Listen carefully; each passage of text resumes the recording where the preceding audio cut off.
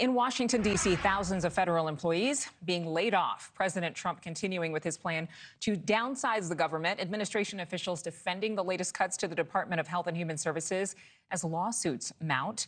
NewsNation's Libbey Dean live in D.C. with more. Libbey, catch us up. Hey, Adrienne. So the Department of Government Efficiency, that's what we keep hearing about. It's being headed up, obviously, by Elon Musk. And what they're trying to do here is deliver on that promise that we've heard so much about, which is making major cuts to the federal workforce and just the federal government overall. Now, DOJ, as it's called, is a non-governmental agency, and it laid off about 3,600 probationary health and human services employees on Friday.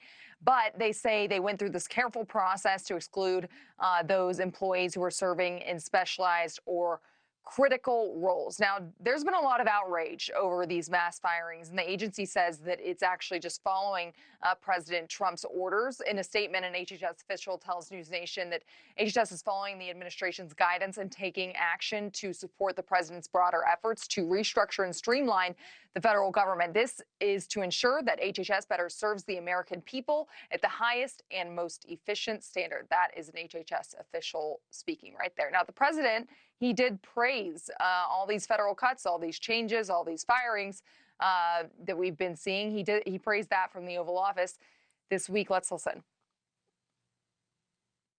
We want to downsize government, but make it better.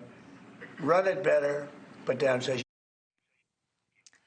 And Adrienne, this is likely just the start of layoffs, given reporting that the Internal Revenue Service, the IRS, is expected to actually fire thousands of workers next week. And DOJ has actually sent firing notices to more than a dozen staffers at the United States Digital Services Office, USDS. So a lot of firings happening here in Washington this week, Adrienne. We were warned. You can easily say that. We've been told this time and time again, especially on the campaign trail. But Libbey, a federal judge just handed Elon Musk and DOJ a big win, saying he now can access data at 3 government agencies. Tell us about that.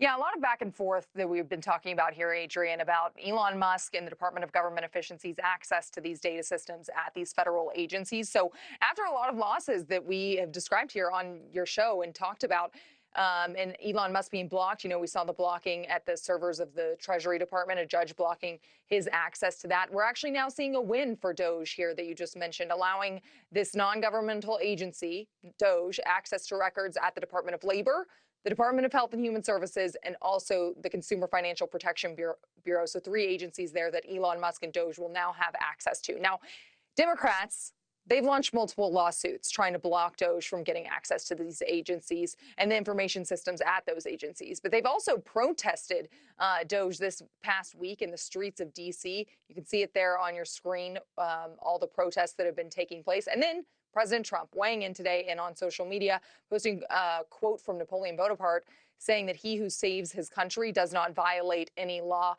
And Adrienne, that quote likely a response to the legal battles that the administration has really been fighting ever since Trump's return to the Oval Office. And we'll continue to see those play out in the courts, but also hearing from Elon Musk and the firings from DOJ, a lot happening here in Washington this week. Oh, Adrienne? yes.